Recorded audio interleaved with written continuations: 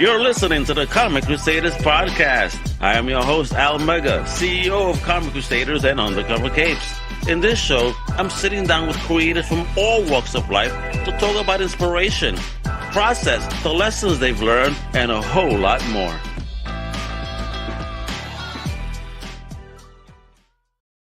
Wepa, what up, mi gente? It's your boy Al Mega. Welcome to a brand new Comic Crusaders podcast. And today I'm excited. What we have, for me, he's a legend. Because he's an actor of one of my favorite movies of all time, Starship Troopers. Yes, folks, I love the hell out of that movie. And now he is back. He is on Popcornflix, and he has a dope new show called Salvage Marines. All right, this is going to drop on the 28th. So we're going to learn all about that from Casper and one of his co-stars, Jenny Wenger. Wepa! Look at these legends right here. Woo! Welcome, one and all. I'm so excited. I'm so happy to have you here. I'm a big fan. To be here. Yo, let me just say, folks, you do not know what you guys are in for. I had the honor of checking out the first 2 episodes in advance, and let me tell you, y'all in for a hell of a treat and ride. All right? So let's get into it. Let's get into it, kiddo. So let me start with Casper. Real quickly, tell us a bit about what is Salvage Marines and the inspiration behind you doing a show of this. Okay, Salvage Marines is it's based off of a book series by Sean Michael Argo, and then a script that was written by him and Raphael Jordan, and obviously they were both Starship Troopers fans because there's a lot of references to Starship Troopers in it. Some people, you ain't lying, son. You're not lying. I was like, whoa, it reminds me so much, but it's so different at the same time. But a lot of little nods to it. There's a lot of difference. There's people getting angry, and there's somebody in the background. Woo! There's go ahead.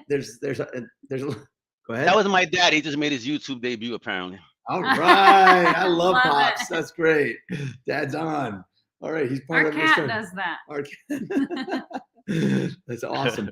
So everybody has to join up though for this one because we're born with life debt. So the only way to get out of life debt, you get handed your debt from your parents and your grandparents, and then any student loans you get. So it just gets worse and worse, and nobody can ever get out of it. The only way to maybe get out of it is to join the Salvage Marines.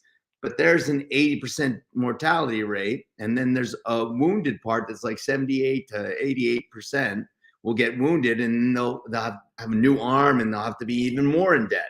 So there's wait a minute. You get hurt in service and they expect you to pay for your own repairs? Yes. Yeah. So it kind of is like a broken healthcare system. Ooh. I wonder where where one of those is. Right. Who knows? Don't know. Can't think of it. It's gotta only be in sci-fi, right? Yeah, right. Right. Yeah, they were talking about Comic-Con how a lot of the themes that you see like from Starship Troopers and from those older series have come to pass now. So we're just like, this is so close to being reality. It's very scary. Yeah, it is pretty scary. That whole concept is scary because, millions of people are in debt nowadays. So, I think you might give the government an idea here. Yeah. I think they might already have it. Oh man, don't tell me that, man. They're gonna recruit my ass real quick. I'm digging it so much. So I'll go with Jen now. So what was like the talk, before the show even got developed? Like how was those discussions like before you jumped in? Was this something you were aware of, Jen? Did you even enjoy sci-fi and just jumped on board? Because I've seen your cosplay too. You awesome. Yeah, I mean, I've always been a big fan of sci-fi. I loved Star Wars growing up, and of course fantasy, Lord of the Rings. My family, we were real big into that, real big into the old Star Trek. Definitely love Flash Gordon a little too much. So just all of this added up to a major love for sci-fi, and then I ended up marrying a sci-fi hunk. Wait a minute. Wait. What's the story behind the romance? Hey. Yeah, actually, we did a Sci-Fi Channel movie that we were both on, but we didn't talk really on it. And then when we were promoting the film, I'm like, hey, how's your wife and kids? He's like, my wife left me. And I was like, oh, sorry about that. And then from there, we just started chatting and really hit it off Nice. The nerd in me acknowledged the nerd in him, and then here we are in this nerd relationship. Yeah. Yay, nerd relationships are the best. And this is what she looked like. Epa, I see that. Yeah, yeah. Look at that. Hey. That was at Comic-Con. Yeah. So there you go. That's what That's she dope. was wearing, and that's the day I met her, and it's still on my phone. Yeah. Oh, really? You're like, oh, I love Wonder Woman. Next thing you know, Oh yeah, Casper's getting his Mac on.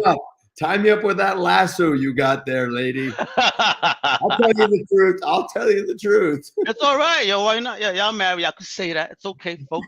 Don't let you get offended out there. All right. Yeah, he keeps saying in these interviews, I slept with my co-star, and I'm like, would you please stop saying that?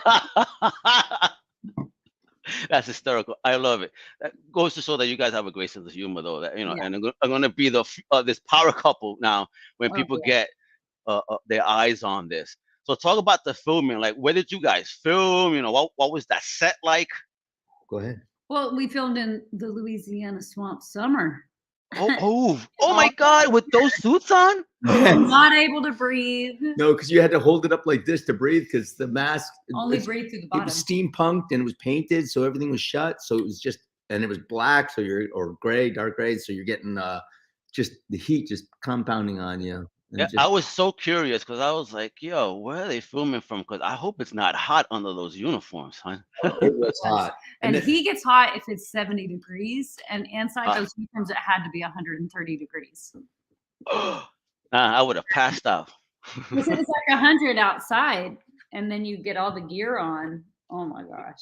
I want to ask, the suit designers, because the Reapers, Salvage Marines folks, they also call Reapers. Those suits remind me of the Cobra Bat uniforms. I don't know if you remember that cartoon.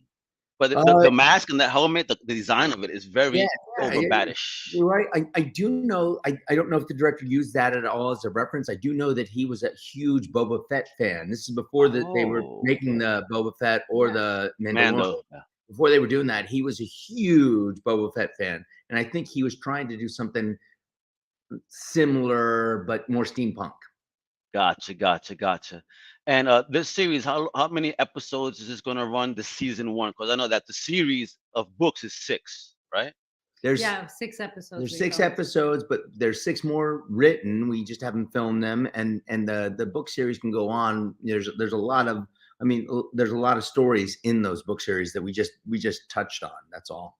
Gotcha. So, are you planning to go in the chronological order of the book series to tell the story of Samuel? Samuel.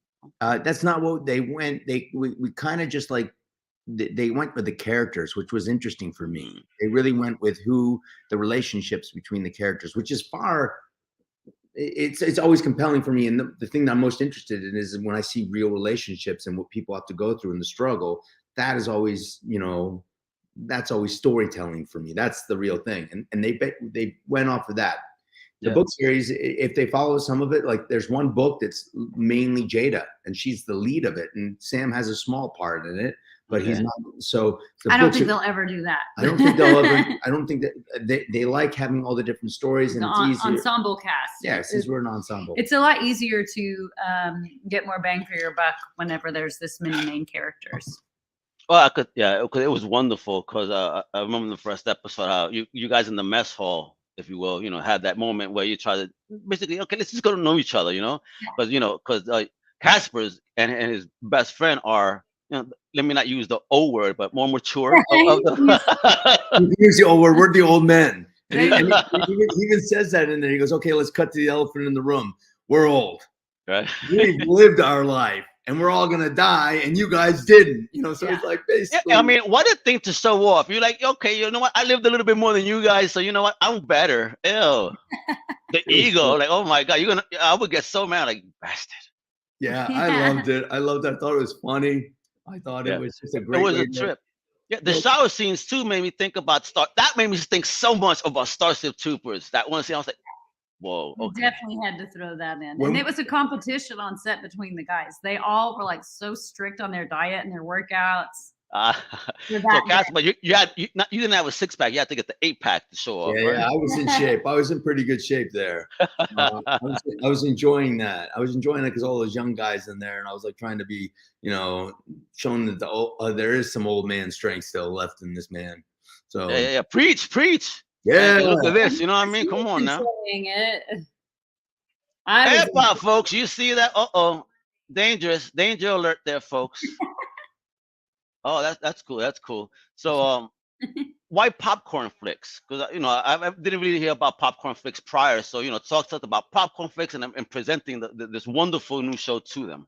Yeah, Popcornflix. I don't know how they're doing it, but they're going to release on July 28th all 6 episodes. Oh, and one. Oh, yay! I get to watch the other 4. Yeah, and it's going to be for free. Now, Free? I don't know how they make money, but that's not on me. So the thing is, you're born with debt in this in the series, but you won't go into debt for watching Salvage Marines on Popcornflix for free. Exactly. So what that means, the director and them will be possibly paying off a debt somewhere.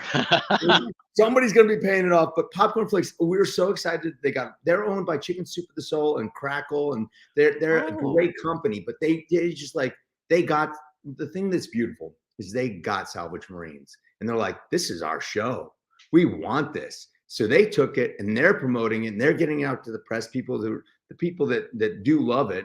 I know they're getting out to them because so far all the press has been so kind, and it's been so nice because it's nice when you really believe in something and then you have a company that comes in afterwards and now believes in it, and they hope for a season 2. And if it does, it will be with them, and they're just a gem. I think we're going to get several seasons. I hope so. Your lips to God. Again, it was again, we got to manifest things so I can really believe in that. So when you speak it onto the world, it shall become. Yeah, but we'll have to suit you up if we get it. We'll have to suit I'm you ready. up. There you go. I landed my first movie role this year, a small bit doing something. So I'm ready. Somebody, what was it? Corey Black himself also told me, he's like, Al, you look like a villain. You should be a villain. There you go. Well, you could be anything in this world because we're all equal. It doesn't matter if you're black, white, Hispanic, Asian, gay, straight. Doesn't matter. We're all equal. We're all born with life debt, and we're all in this together. And that's what I liked about this too, because it's not. There's nothing about race or identity or anything in this because it just doesn't matter. It doesn't pertain to the story. The story is the way Peter Shinkoda said it that I just loved was he said, your main focus is look to the right, look to the left. You're trying to survive. That's it. You're surviving the day. So when we're all with that same common denominator, we're all there together, helping the person to your side, whatever side. You're on mute. I'm sorry. So I really dug there was a part, where the character Sam really did the Rico in that first episode when he was like, "No Marines shall be left behind." I was like, "Oh man, throwback again, son! Another throwback." Yeah, there was some good ones in that, and there was actually some people that had some lines from Starship Troopers that I thought, "Wow, that's amazing," because that's a line that I said, but now somebody else was saying it in this, and that was kind of fun for me. Yeah, I really was digging it. You guys did create an amazing overall cast. Because I mean, when you guys got recruited, and how he was talking to you, I'm like, wow, that's the Joe Sergeant for Full Metal Jacket, minus the curse words. Yeah, Lee Ermey, like that. Yeah, Kevin Porter's a dear friend of ours. And he's Boss Marsters. Yeah, he's 6'6", and so he's. Whoa, okay. So it wasn't just a camera angle. He really is talking. I was like, damn, that is the huge dudes, huh? He's big, and Imago is like 6'7". Yeah, Imago was even bigger. So having David David Walters and Kevin on set, it was always like. Yeah. So you guys got neck pain, I guess, huh? Yeah. I just sit on apple boxes next to them.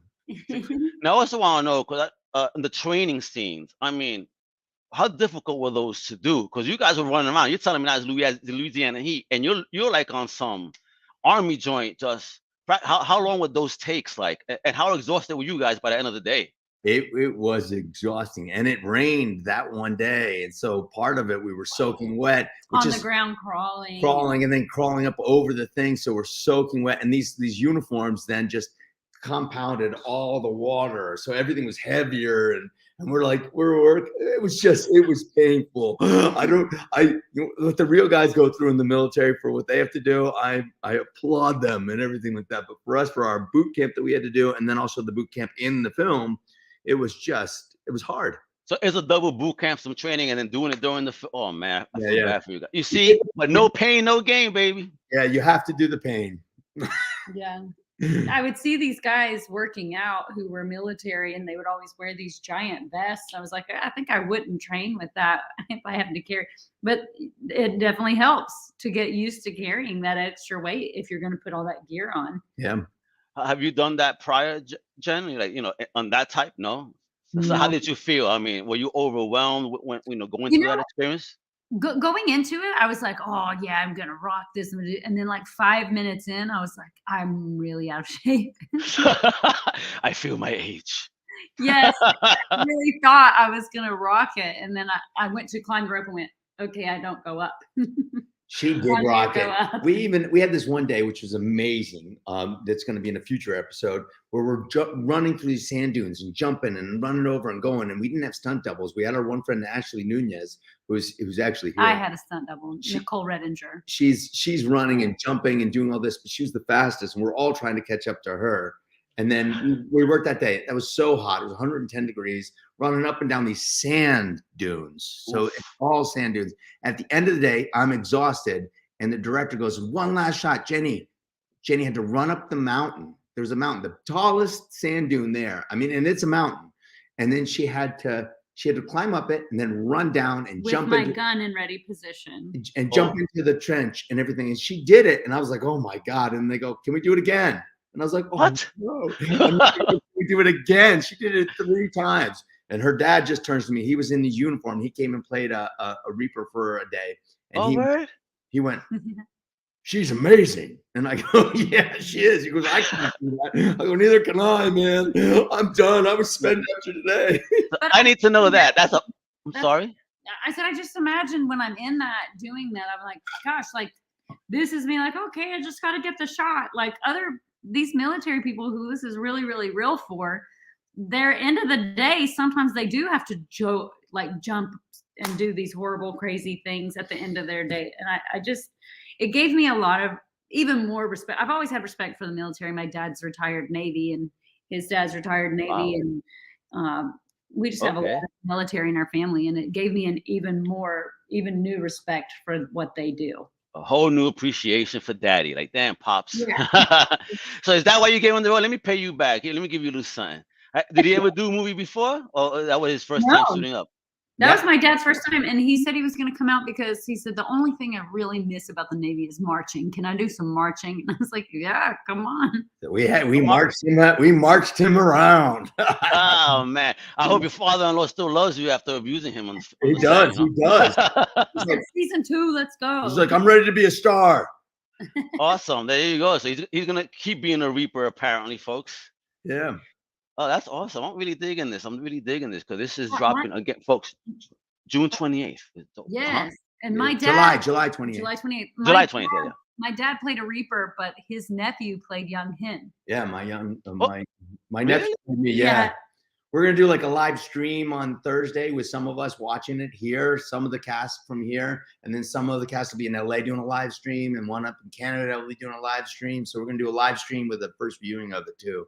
Oh, cool. So y'all gonna watch all 6 episodes at once? Yeah, I think so. We're gonna try. We're gonna try. Oh, he is for sure. He's like, I rented the whole day. I got my foot rest up. Let's see. Yeah. See how I look.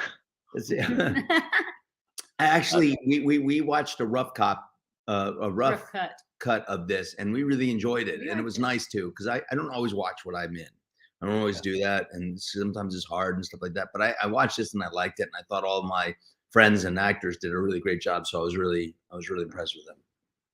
Damn, brother. I mean, because again, wait till you guys get through the first episode, introductions and all, and start seeing the beauty of the special effects. I mean, how did you guys have see any of the special effects being created? Now, because that was well done as well. The spaceships, the suits, the shooting. Not over exaggerated blood splatter, something that looked more authentic. So that's what I'm seeing. I was looking at those little things. I said, great, no super exaggeration. I really dug it, man. Really dug it. Yeah, So, like, they went they went as old school as they could and tried to bring it back because they were trying to pay respects to the, like the original series, original sci-fi series, to try to give us, like, because that's why I'm a fan and that's why I became a fan, is because of them. And they're trying to do a throwback to this. And I think that they pulled it off. We'll see if everybody believes it or not, but it really feels like that and has the potential of being something, I think, really special. I think it will be very special because again, it's free. You're getting 6 episodes free.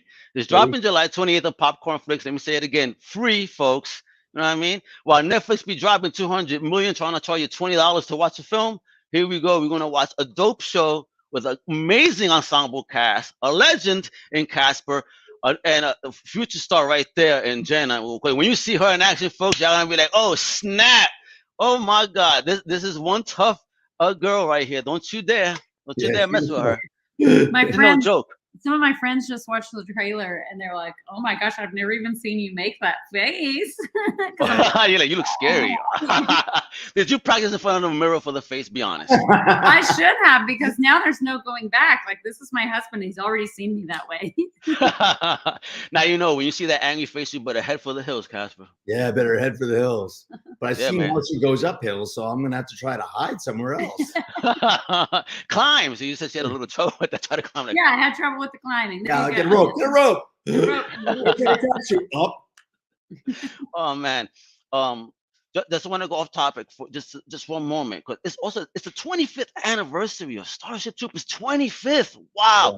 How do you feel? Time flies, because I remember it fresh in my head. I feel really old. Man, I remember leaving work early, going with the fellas to 42nd Street, Times Square, and hitting up the theater and watching it there, and the whole theater was just like, "Oh, ooh, ah, yeah, ooh," I was like, "Yeah, energy," until we saw that last worm that looked really slimy. We were like, "That does not look right." Something's off. The brain bug. And I will say that I got pissed off that you guys did not get the Academy Award for special effects. Titanic, really? Yeah. Get out of here. That was bull. Yeah, that one I agree with you on that one. That was total bull. They really deserved it. Phil Tippett really is a master and a genius. Yes. And I mean, he put a dust hit off of each leg hit from the bugs as they're coming. There's millions of them coming across, and there was a dust hit on that and sweat on each of them. I mean, and to create a whole nother life form and to make them believable and do all that, that was surreal. And I think they should have won. Yeah, 100, man. That was the first time I watched it, because I'm not into the Academy Awards. I said, no, but Starship Troopers is up there, better win. I'm rooting. I wish I could have voted. Me too. I wish you could have voted too. Because hell, however, you guys are wrong. Who cares about a sinking ship? Yeah. Look at these alien bugs. Look at Rico smashing it up. Come on now. Yeah, that's what I'm talking about. Welcome to the Roughnecks. We need a recount of the votes. Recount. 25 years later, let's recount. Come on, you guys got it wrong. Who paid you? Yeah, who did that? No, for real. But again, let's go back and circle back. Salvage Marines, the Reapers, this whole world. I mean, so many things going on. It's a 6-book series. I mean, being from Louisiana, bro. I mean, it's just insane.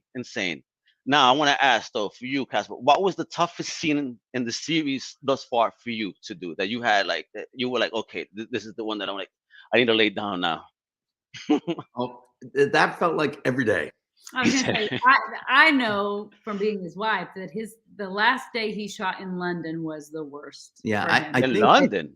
We went over to London and finished. We shot 2 weeks over there, and I think we gotten we have somebody else on it now too. That's my boy Bracey. He's a little late, but I'm pretty sure he wanted to ask a question or two, so I'm gonna have him ask a question or two if he gets this thing working. But we get over there, and I think I might have had COVID when I was over there. It was an unknown thing, but I couldn't. Virus of unknown origins. We all had it. I couldn't stop coughing, and I was tired, and so late 2019. So I was running around carrying people, and I couldn't breathe, and I couldn't stop coughing, and they had. And he had been bit by a brown recluse spider, so his arm was raised and disgusting. And I had food poisoning. Yeah. Jesus Christ! Yeah, what things happen at once. Yes. Yeah, it was not fun. And I'll tell you this much: that's happened in September, And then I had that cough all the way until November, every day.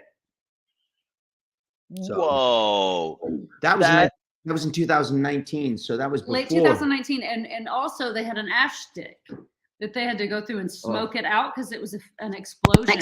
It was the stunt. So Really? he had COVID, spider bite, food poisoning, very little sleep. He was carrying someone this way and then lifting someone this way, carrying 2 body weights, dragging them out of the fire with all of that on his body. Dude, bro, I salute you. Holy, that's being a trooper, a Marine. Wepa, for real. Wow, that was a hard day. So yes, that would probably be my hardest day. Wow. And every time he's gasping for air, it's ash in the air going down his throat. Yeah, that was horrible. He was coughing up black stuff for days. Oh my! And you're not a smoker, right? No. Oh man, well, I guess you became one for a little bit. Yeah, it was not fun. That part of it wasn't fun, but it looked good. Yeah. So. Oh, I can't wait to start seeing all this. Now, Jeff, we've been talking for a bit, so go ahead and ask a question or two. I don't want to take forgive too much me. of that time. Forgive me about that, guys. My timeline said 4 o'clock, not 3, so I don't know where the mix-up happened. So I apologize for that. We're here. Yeah. We got it. And I'm glad I caught you because I've really enjoyed your career for a very long time. I'm sure as many people, Starship Troopers was the first thing I saw you in. Mm-hmm. And I like to do a little bit of research before I start these things. So it already sounds like you're answering some of these questions. So one thing I wanted to know is you have a very strong military background in your family, and you even went to the Admiral Farragut School down in Florida, I believe. And so I was wondering, was all of that very helpful in preparing for the role of Johnny Rico and subsequent films you've done? Because you've done a lot of action stuff and a lot of military style films. I think that I grew up in a military family, so I think that I went to boot camps with my dad from age 4 all the way up. Oh, wow. Till I went to military school. He has me in uniforms marching behind all his cadets, at 4 years old, 5 years old, 6 years old, all this stuff. And I back then the cute kid doing that. But then I really got into it, and I really thought it was great. And then I went to military school, and I became operations officer, charged with putting everybody to bed, waking them up, all the everything that you could think of in the military. I loved it.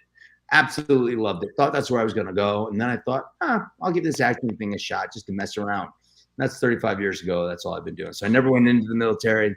One of my biggest regrets is that I didn't serve. But one of my greatest appreciations is of the men and women who do serve, because they afford me the opportunity to be who I am, which is an actor. And because they did this, I get to have a career, and hopefully I can honor them and help them have fun too by watching things like Starship Troopers or now Salvage Marines or anything. He gets like a lot of really incredible stories about people who were having their darkest day. And then this one guy says he was like blown to bits, and they were trying to pull him out of the trenches, and the arm had the death from above tattoo.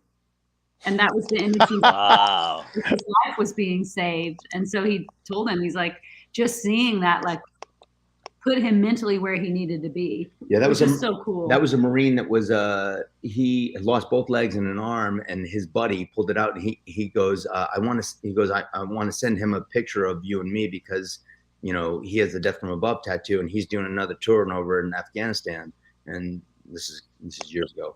And we went and made tattoos up, and we both did the death from above and sent it to his buddy over in the.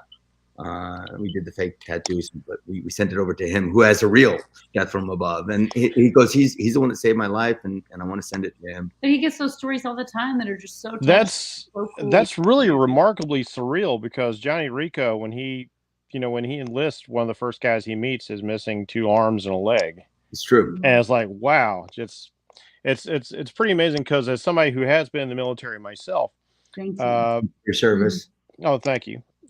I'm a big fan of Robert Heinlein on Me top too. of it. I love the idea of committing some part of yourself to the service of the country, which was also an alma mater, or the creed of your fraternity, in fact. So that definitely shows in a lot of things that you've done, I feel. And I want to say that the role of Johnny Rico rings true because of your experience, your life experience, and the things you've done.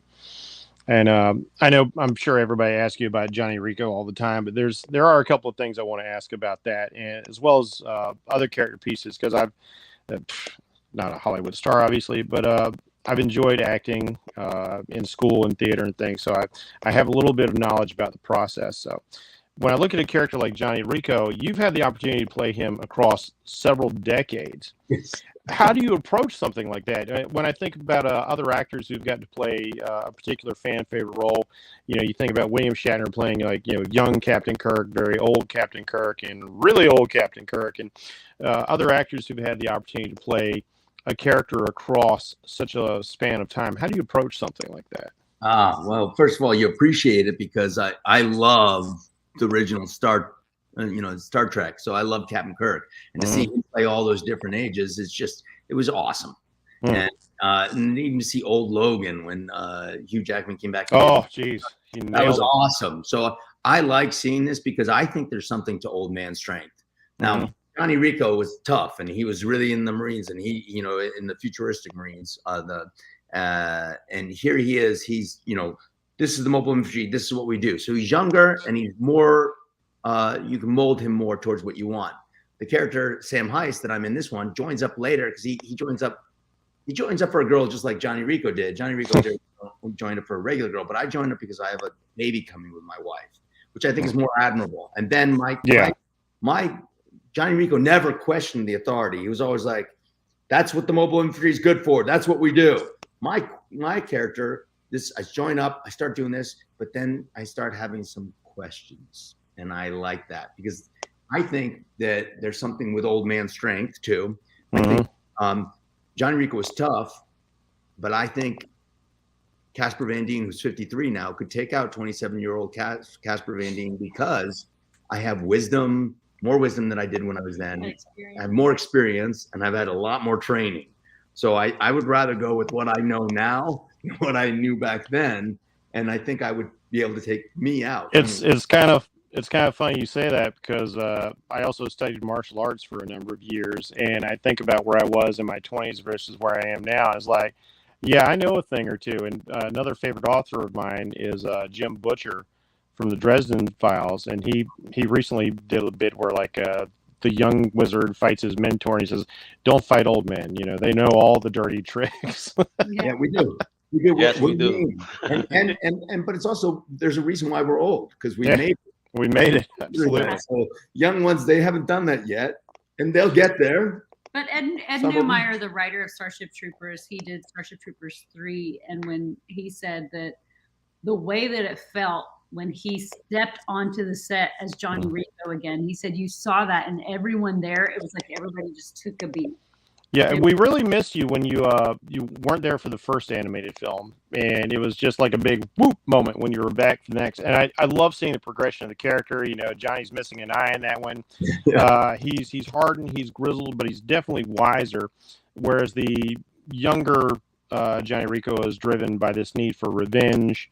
The satisfaction that he needs to get after everything that he's known has been wiped out as Buenos Aires is destroyed. Yeah, but let's talk about some of your other roles, because like I said, I'm sure you love Johnny Rico, I'm sure, but I'm sure you get this all the time. You've had a really amazing career when I think about it. From your earliest days, you got to act alongside some real powerhouses. Oh, yeah. I mean, your first film, you're right in there with Robert Mitchum. I did. Jesus. You've been in the likes with Johnny Depp. Ernest Borgnine. Yes. Let me check my notes. Rod Steiger. Linda Carter. Tony Todd. When you were doing Beastmaster, or Mark Singer, who's and some of these became, some of these are more mainstream. Oh God, David Warner. I love all these guys.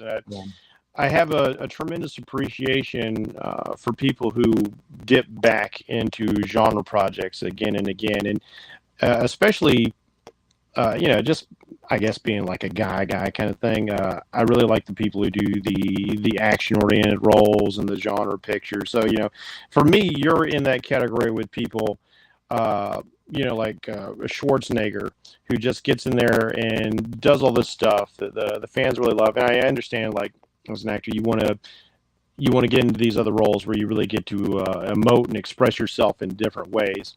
So, but it's just astounding to think, like, out of the gate, you just got to act with like some of the cream of the crop right off the get-go. What was that like as a young man? It was one of the biggest thrills. I mean, everything I look at in my career, I just I have so much appreciation for the old timers, the guys that made the reason why I'm a filmmaker, the reason why I'm an actor, the reason why I directed was all because of these other people that have paved the way, and I'm grateful for it. So I love the whole experience. Yeah, and I think he's like what Al has talked about a bunch is manifesting, and I have never seen anyone in my life better at manifesting than him. Like his dad, he was brought up on the Robert Heinlein and Tarzan. He was brought up on two things. And you got to do both. That's amazing. And then also, I grew up in Jersey.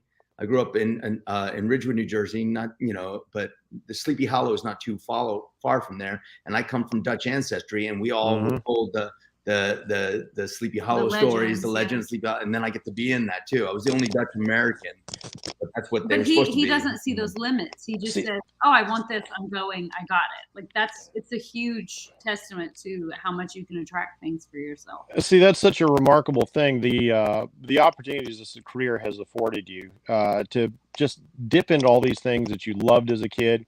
That's just so amazing to me.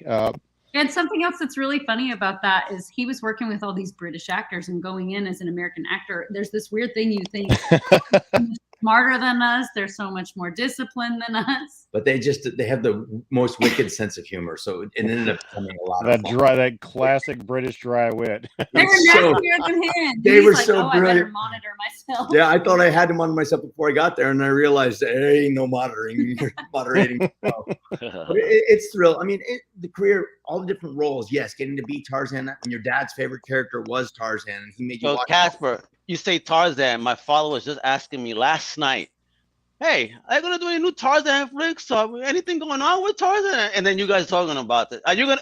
Would you reprise the role? Oh my God! Old man Tarzan, bro. Old man Tarzan. I've already talked about that. Yes, I would, and from your lips to God's ears, I want that. I mean, that would be such a great passing of the torch as Tarzan passes on the mantle to his son Kor.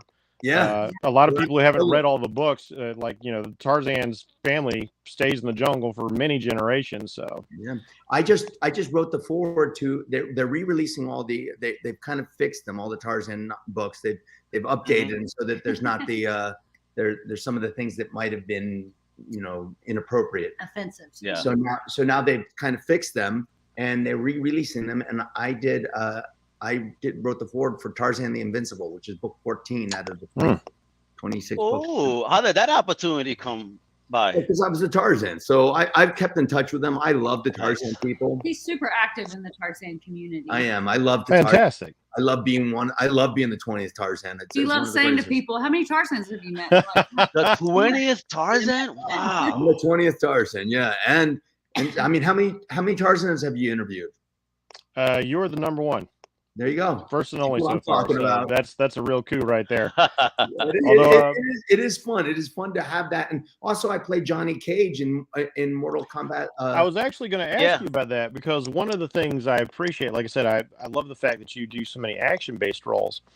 And I see that you are a big fan of dancing. So I have to wonder, do you have any gymnastics or martial arts cred, or is it just your love of dancing that gives you the physicality to portray guys like Tarzan and Johnny Cage? Because, like, man, Tarzan, you were ripped, brother. I mean, and he was a break dancer in the 80s. Oh, he was. Okay. Hey, you still popping lock or what, bro? Hey, it's worked out for Vin Diesel, worm, so why baby. And I did ballroom dancing when I was a kid. My parents used to teach me. They used to dance with us after dinner and sing songs and dance and everything like that. So I blame them. I blame them for taking me to see off-Broadway productions and Broadway productions in New York. I blame them for doing that to me.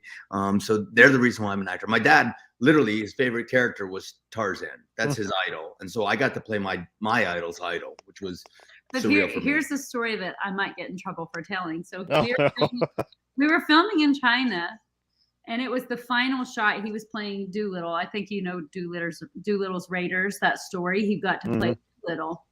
And it's this very serious, heartwarming film, whatever. So it's wrap time, and we've all been out in the middle of nowhere in China filming, where they dig a hole for you to use the bathroom, which was a horrible experience.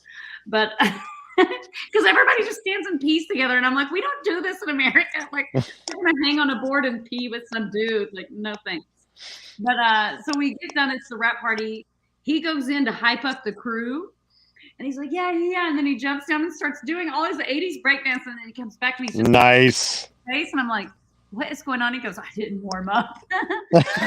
I threw my back out.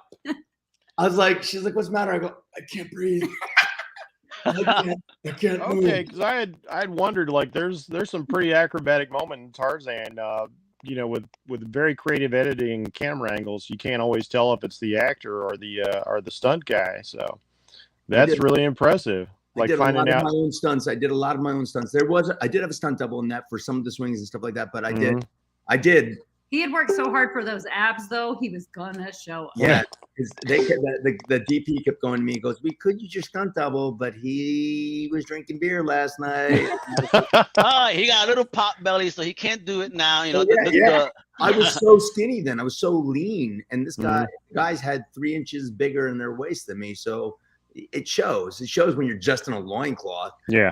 So you can't. There's not much you can hide. So I did all these things, and later I was looking at some of it and going, that could have been my grandmother running down there. It couldn't. Why'd they make me do that? So, but I tell you, as an audience member, it makes a difference. That's why we love guys like Jackie Chan. That's why we love seeing guys who do it like Chris Hemsworth, Liam Neeson, to get in, so you can do those long shots. So we can actually see. That's why, you know, I love movies where you find a martial artist who's actually a good actor, like a Michael Jai White or a Mark Dacascos or somebody like that who can just do it all. Michael Jai White is great. He just did. We've made a deal now in our marriage that he will let his stunt people do the stunts now, because the last thing he did when we were in Nevis filming the movie Assailant, he is up on a 2-story balcony. And they said, okay, now your stunt guy's going to do a backflip off of this end of that mat. And he goes, I can do it. And he off a 2-story building, backflip just onto a pad where a cell phone was sitting on it to get this angle of him falling. Wow. He hit, and it cracked into his face and broke a tooth. Oh, no. And cracked the other one. Broke one and cracked the other one. So I can't imagine the camera though. Your face is just going right to the phone.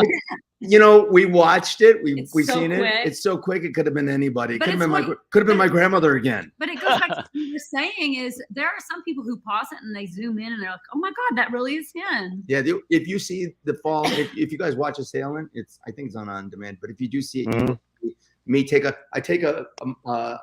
to check it out just for that scene, if nothing else. Yeah. It's a great. He's so psychotic in it that it gave us another one. Yeah, speaking of psychotic, you were a lot of fun in Elita Battle Angel.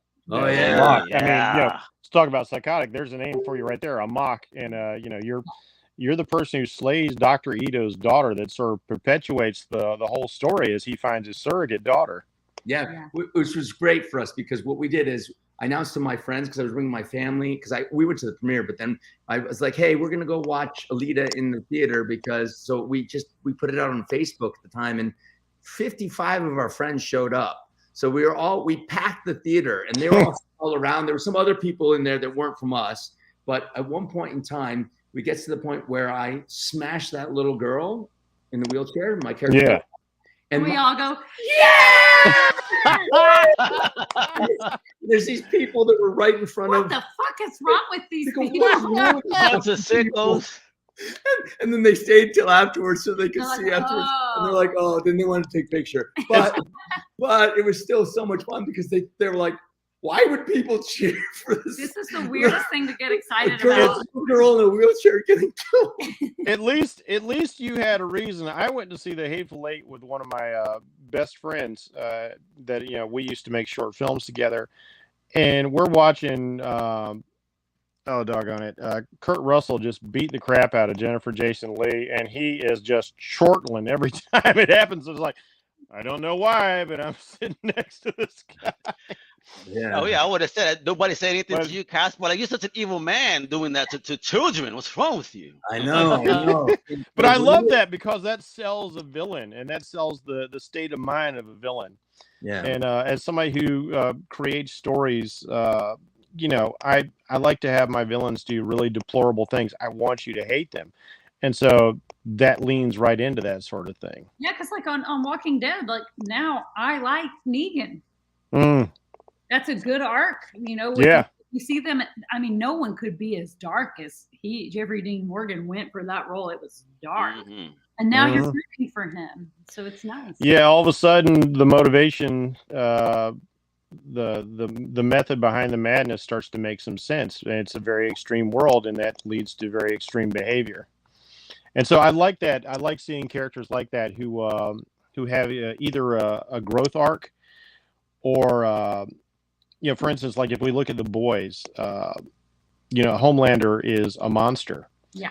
But you see why he's a monster. He was created, yeah. And that makes a lot of difference. You know, when you have a villain who's just cartoonishly evil, you know, that's okay for a little while. Look, Robert Rodriguez said to me, he goes, you know, your character doesn't die. And I go, he goes, and maybe in the next one we find out why you were the way you were. And I go, oh boy, I really hope for that. Is Because, there a like, next one? Because we have somebody asking too. Robert, like, when is it coming?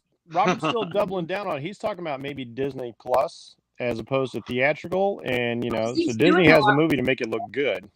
yeah. I mean, if we could get like some more Elita, like Mando style, that would Yeah, it would be so amazing. much better. Yeah, it would He be. really was interested in doing Starship. Because you know, in that long form, Mm. you have the freedom to really tell the story. You have to condense so much. And I'm a big fan of the manga, and that's been going on for decades now. So just trying to condense all that into like a an hour and a half is a really difficult prospect. Now, one of your earliest roles was as James Dean. So acting you as an actor there. What's it like playing somebody who actually exists as opposed to a character that you're looking at a script and now you're creating in your head from whole cloth? And this guy's not even around for you to interview and ask, like, hey, you know, what were you thinking at this time? So what I did is I went back and I stayed with his family for a week. And then I talked to the people that worked on his cars. I talked to a woman that dated him. I talked to a person that was a good friend of his. And I read books on him. I watched his 3 movies over 30 times each. I watched all 30 episodic TV spots that he was in. I watched some interviews. I listened to some of the music that he listened to at the time. I think I read that he read. And I tried to be as much as I could him. Just doing whatever you can to get into his headspace. Yeah, I smoked Chesterfield cigarettes. Oh wow, you went 4 packs a day like he did, except for the last year in the scene in the last year of the script that when he was shooting a Giant was when he started doing Winstons. So my character only smoked a Winston, I think once or twice, but I smoked Chesterfields the whole time. So you went real method on that. I love it. I did. I also ate nothing but fat-free soup for 3 months to kill all my muscles because James Dean was not a buff dude. So I tried to be his weight and his size. That didn't give me any health effects, did it? Because some of my favorite actors, I have literally seen themselves work themselves to death. When I think of Heath Ledger or potentially Jeremy Brett, who is my favorite Sherlock Holmes from the BBC series. He was so stressed out of being a Sherlock Holmes that I think it lent to his death. And I know other actors like Matt Ben Affleck's friend. Jeez, how can I forget his name? Damon. Yeah, Matt Damon. You know, he ran like a marathon for a week for a 5-minute spot in a film and really put a physical hurting on himself that might have been because he was portraying a heroin addict. So yeah, I think that it's dangerous, and I think we take risks, and I try to do it as healthy as I can. But I'm also my ego is been something that's been a driving force for for trying to make the roles look right. You know, yeah. Want to do Sleepy Hollow. I just cut out cardio and ate everything. And kept working out so that my character would be Braun Bones would be bigger. You know, I didn't want to be, so I gained 30 something pounds for that role. Oh damn! I mean, I guess everybody's everybody's kind of living that De Niro life, and I suppose the most extreme was Christian Bale for The Machinist. Machinist, yeah. That was. You know, he got so weak there at the scene where he's carrying what he thinks is a body down to the beach. He stumbles for real because he was just that weak. Yeah. Crazy stuff. But like we love the effort and passion you guys put into it, obviously. Well, it's so much fun to actually be able to do what you love is such a huge gift. And I've been doing this. I thought I wanted to go in the military, but I always loved movies and always loved shows. I just didn't know that you could do that as a real job. And then when I went out there, I didn't go out there with the intention of doing it as a real job. I just went out to have fun and see what was going to happen, meet hot girls, and then marry them. He got Jeff. I don't know if you heard, but he apparently got tied up at Comic-Con by her, and that, you know, and the tooth came out. Yeah, the lasso. I was like, yes, lady. I'll tell you the truth. Oh, it just started raining here. Now. Well, speaking of interesting roles, you've had a couple of occasions to play yourself, which I have always wanted to ask this question of any actor, and I've just never, until today, run into an actor who'd done that before. So this is a rare opportunity for me. Yeah, I've done it several times, actually. Yeah, it's really exciting. So like it's kind of old hat for you, but when I think of like you play yourself in the context of being yourself, but then you also get a movie like I believe it's Darkness Prevails, where you play a Darkness Reigns, yeah. Darkness Reigns, thank you. Where you play a fictionalized version of yourself because you're in a fantastical setting. You're in a setting that does not relate to the real world at all.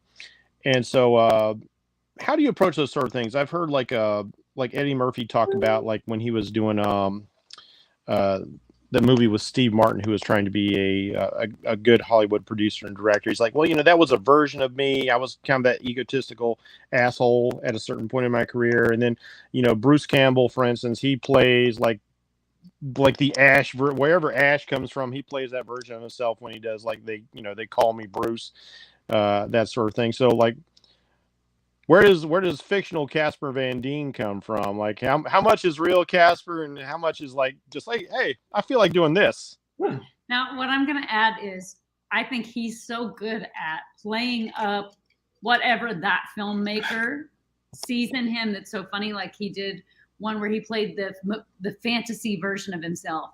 Who would do your errands and sexually pleasure you and puppies, like. And he totally leans into that. If they wanted to be a Hollywood dickhead, totally leans into that. You know, like he's been able to play himself in multiple different lights.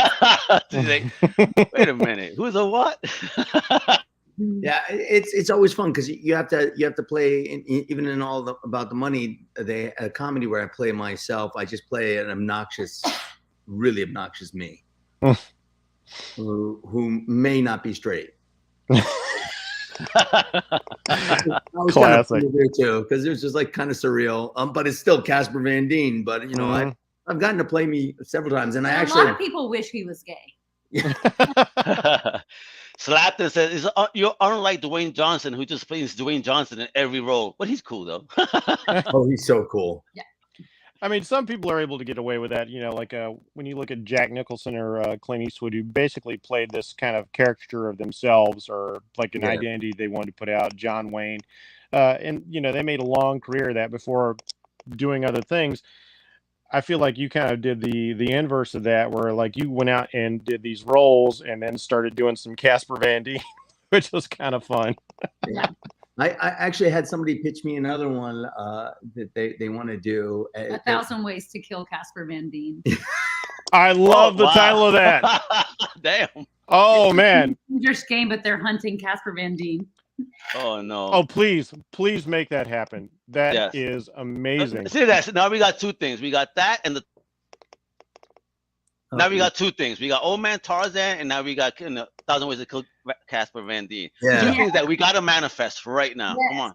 But I think this sort of thing is brilliant. I love seeing it happen more and more. You know, we had the Nick Cage thing was amazing.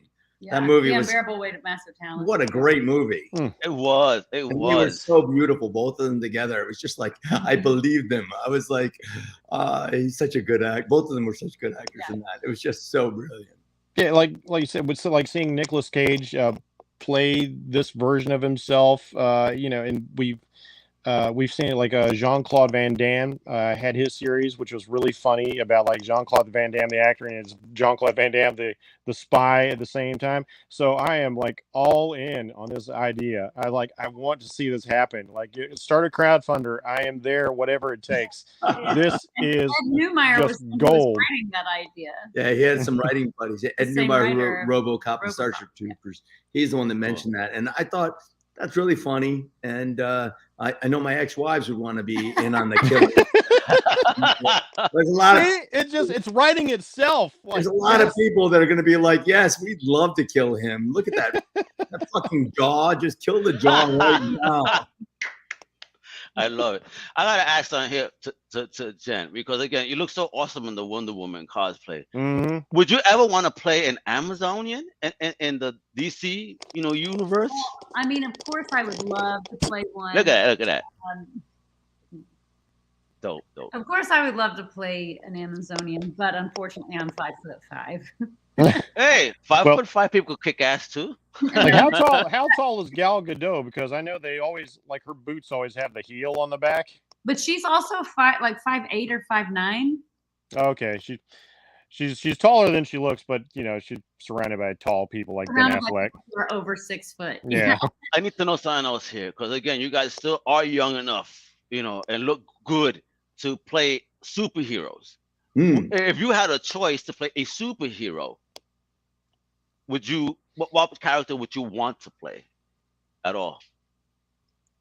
Well, I was Tarzan, and I think he's the original superhero. So I'm a Conan fan, so yeah, you know what I mean. So there you go. So I do original like superheroes. I mean, one of the greatest compliments I ever had was when Stan Lee was pitching me a TV series, and this is in 2000. And he pitched me, and he said, you'd be the perfect Captain America. I was just thinking that. And I went, oh my God, I died. If you ever make one, you should be in on it. And I'm like, oh. So he said that to me back in 2000. And there's Americans. And he says you can make a great Nick Fury Sr., better than David Hasselhoff did, please. Or Kazar, which is Marvel's Tarzan. Yeah. I tell you who I'd like to see, because I feel like you've got the range for it, and especially at this age in your life. I would like to see a live-action version of Invincible, and I think you would make a great Omni-Man. Oh, yes. You got to grow a little thin stash, though. Mm-hmm. Yeah. Because that would be a lot of fun. Mustache by tomorrow. What about you, Jen? If you could be any can't grow a mustache by tomorrow, she wouldn't be able to do it. Give me credit. I mean, of course, I would always love to play Wonder Woman. She's the queen of my heart and has been since I was a kid. She's the queen of my heart too. Aww. That's it. But I also really love Zatanna. Oh, nice. Nice. We got 2 minutes, folks. We got 2 minutes. So I do want to put up this comment real quick, because he could be a great villain too, Mr. Sinister. Yeah, I like that one too, from the X-Men also, universe. but it's just going to be Zatanna. Then I want to be Constantine. Yeah, I want to be Constantine, because I think that'll be real magic in the works there. No pun intended. Well, if Val hasn't asked Last this already. question for you, brother. Go ahead. How did you two crazy kids get together? Oh, there it goes. You saw the picture, bro. Yeah, we actually the pictures. We worked on a sci-fi movie together, and we didn't have any scenes really together. And then when we were promoting it at Comic-Con, 2 years later, I walk up in my Wonder Woman costume to help promote the film together. And I think I told him, but I was like, "Hey, how's the wife and kids?" And he said, "My wife left me for a younger man." And I was like, "Oh, damn! I'm sorry." Jeez. It all worked out for the best. Yeah. She's really happy. Obviously. I couldn't be happier. Yeah.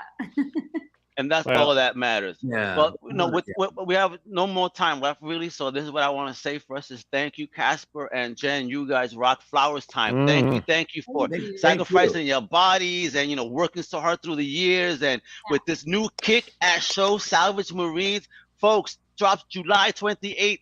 Popcornflix, you're gonna get all 6 episodes on the drop. More than I watched already. So I'm gonna be tuning in straight to 3 and finish before all of you. I can't wait. It's all free. It's free. I don't know how they're gonna make their money, but that's on them. Our characters might be in debt, but you won't be in debt by watching this because it's free. on Yes. Popcornflix. Free. Yes. So again, and if you want to stay up onto the show, check them out on Instagram at Salvage Marine Official. Follow, so you can see all the amazing images and the cast and all. And please, again, Popcornflix on July 28th. Follow Casper on Instagram and Twitter at Casper Van Dien. And of course, you can follow Jenny on Twitter at Jenny Wenger. All right. So once again, folks, thank you everybody for tuning in. Thank you for your comments. Thank you, Bracey, for jumping in. Great questions. Thank you guys again for your time. God bless. And with that, everybody, thanks for tuning in to a brand new Comic Crusaders podcast. Hasta la próxima, mi gente. ¡Wepa! Thank you for listening to the Comic Crusaders podcast. If you like the content, please subscribe and turn on notifications. Also, please visit comiccrusaders.shop and our extended podcast family over at undercovercapes.com. And also, make sure to download the Comic Crusaders app on the Google Play Store today.